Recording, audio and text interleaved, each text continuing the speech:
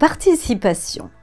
À la différence de l'intéressement, la participation est un système d'épargne salariale obligatoire.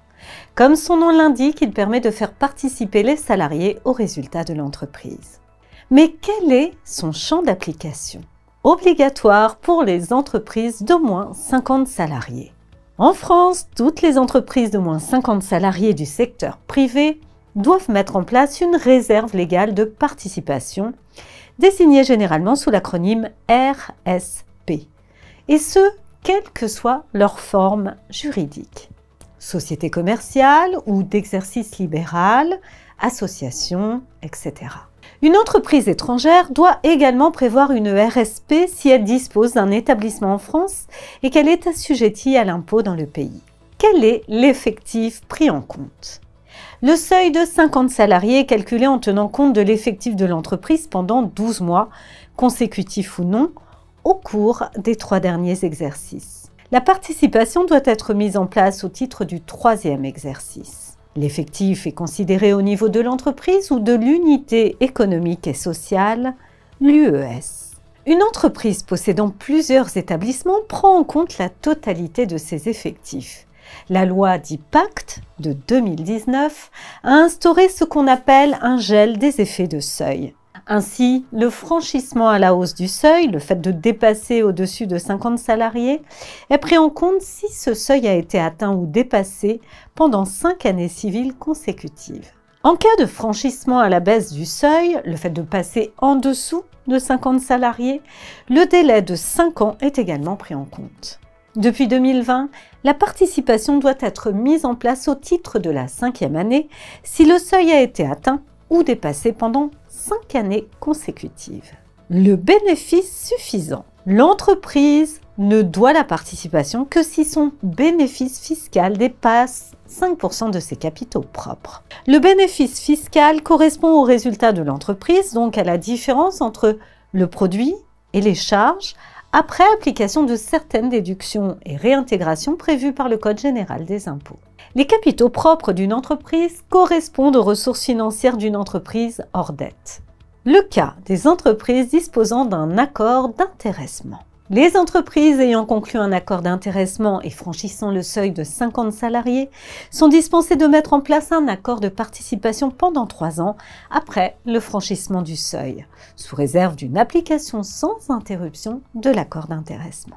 À la fin de l'accord d'intéressement, l'entreprise peut conclure un accord de participation reprenant la même base de calcul.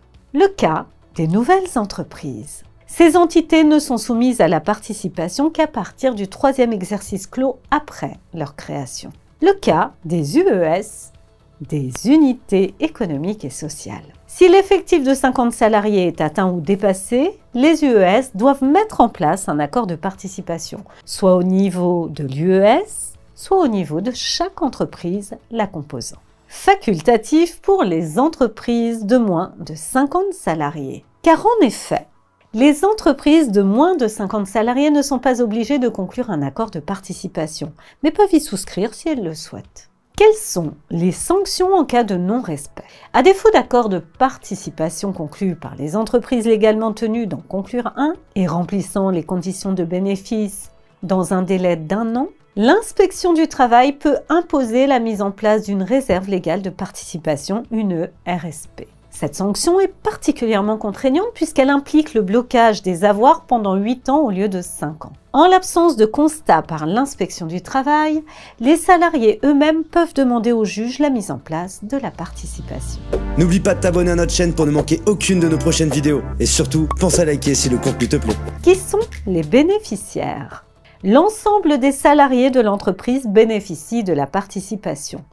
L'existence d'un contrat de travail est la seule condition, y compris pour les salariés travaillant à l'étranger. Une ancienneté ne pouvant excéder 3 mois peut être prévue dans l'accord. Le non-respect par l'entreprise du caractère collectif de l'accord entraîne la réintégration dans l'assiette des cotisations sociales, les sommes versées au titre de la participation. Le dirigeant ou chef d'entreprise et le conjoint du chef d'entreprise peuvent bénéficier de la participation dans les entreprises de moins de 50 salariés en cas de mise en place volontaire où l'effectif habituel est compris entre 1 et moins de 250 salariés en cas de participation dite dérogatoire pour une certaine partie de la réserve spéciale de participation, la RSP, l'instauration de l'accord de participation. Les modalités sont les mêmes que pour la mise en place de l'accord d'intéressement, sauf les quelques particularités mentionnées que nous vous présentons. Quels sont ces cas particuliers? Eh bien, il arrive qu'une entreprise ait tenté une négociation d'accord qui a échoué. Dans ce cas, l'employeur peut mettre en place la participation de façon unilatérale.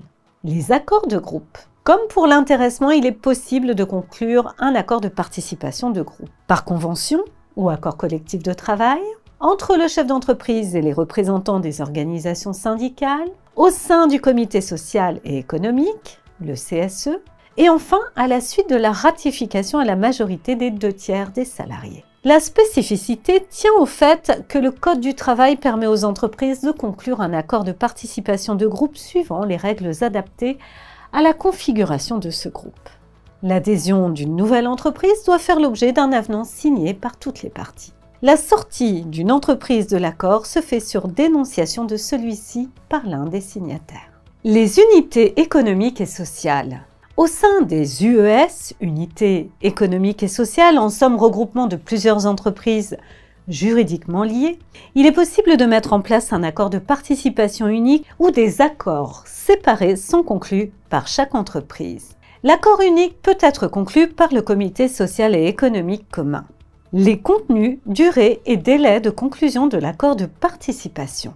Commençons par détailler le contenu. Quelles sont les principales clauses obligatoires? Il y a tout d'abord la date de conclusion, la formule servant de base au calcul de la réserve spéciale de participation, la RSP, la durée d'indisponibilité des droits et les cas de déblocage anticipé, les conditions et délais suivant lesquels les bénéficiaires peuvent décider d'affecter les sommes et les précisions du versement à défaut sur un PER collectif, si ce dernier a été mis en place dans l'entreprise, les modalités et plafonds de répartition de la réserve entre les bénéficiaires, la nature et les modalités de gestion des droits des bénéficiaires, et enfin, la clause d'équivalence avec le droit commun et le plafond retenu pour le montant global de la RSP uniquement pour les accords dérogeant à la formule de calcul légale. Quelles sont à présent les clauses facultatives? Eh bien, il y a la durée d'ancienneté requise pour bénéficier de la participation, les modalités de répartition de la réserve spéciale de participation spécifiques selon les modalités permises par la loi, les modalités de choix des bénéficiaires entre différents modes de gestion, les procédures de règlement des contestations, les conditions d'abondement, contribution financière complémentaire, le cas échéant, etc. Durée, révision et dénonciation.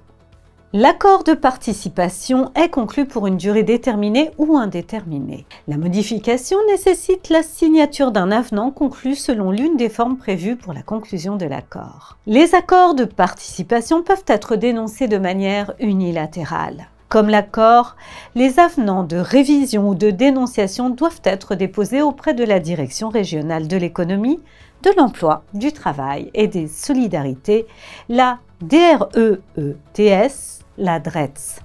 Le délai de conclusion. Sauf exception, l'employeur dispose d'une année après la clôture de l'exercice au cours duquel sont nés les droits des salariés pour conclure l'accord de participation.